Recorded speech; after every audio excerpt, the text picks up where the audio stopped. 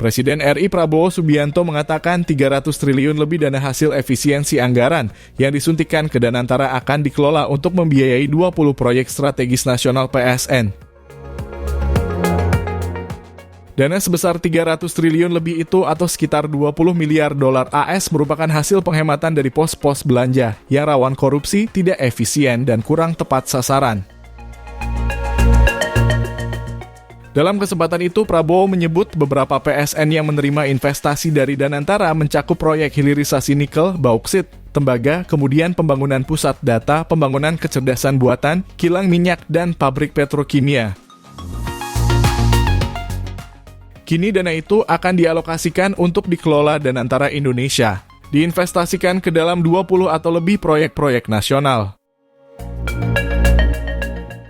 Sebagai bagian dari industrialisasi kita dan hilirisasi kita, kata Prabowo dalam acara peluncuran Danantara di Kompleks Istana Kepresidenan, Jakarta, Senin 24 Februari 2025. Dana investasi dari Danantara juga akan disalurkan ke proyek-proyek produksi pangan dan protein, aquakultur, dan proyek-proyek energi baru dan terbarukan. Inilah sektor-sektor yang akan menentukan masa depan kita, ketahanan kita, dan kemandirian bangsa kita, kata Prabowo.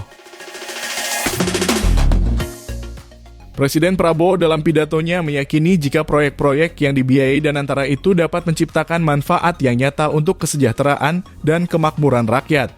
Proyek-proyek yang berdampak tinggi, yang akan menciptakan nilai tambah signifikan untuk bangsa kita, menciptakan manfaat nyata, lapangan kerja yang bermutu, dan kemakmuran yang berjangka panjang bagi masyarakat Indonesia, kata Prabowo. Namun sayangnya Presiden Prabowo Subianto tidak menyinggung dana yang dikelola oleh Danantara Indonesia itu juga akan diperuntukkan untuk PSN dalam lingkup infrastruktur. Satu di antaranya pembangunan jalan tol Getaci yang saat ini statusnya masih dipertahankan pemerintah sebagai proyek strategis nasional PSN meski progresnya banyak tersendat. Tol Getaci atau proyek jalan tol Gede Bage Tasikmalaya Cilacap merupakan sebuah jalan bebas hambatan lintas provinsi dari Jawa Barat hingga Jawa Tengah. Sebelumnya, Menko Bidang Perekonomian Airlangga Hartarto memastikan status PSN Tol Getaci tetap dipertahankan meski sempat gagal lelang. Airlangga menjelaskan keberlanjutan status PSN Tol Getaci sudah disepakati dalam evaluasi yang dilakukan belum lama ini. Jalan tol, jalan semua termasuk Getaci. Kalau lelangnya itu harus diulang, ya diulang saja, kata Airlangga. Nah, itulah informasi Danantara akan biayai 20 PSN.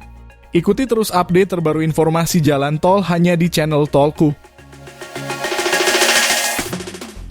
Sampai jumpa di informasi tol lainnya. Jangan lupa support kami dengan like video ini dan subscribe channel Tolku ini. Terima kasih.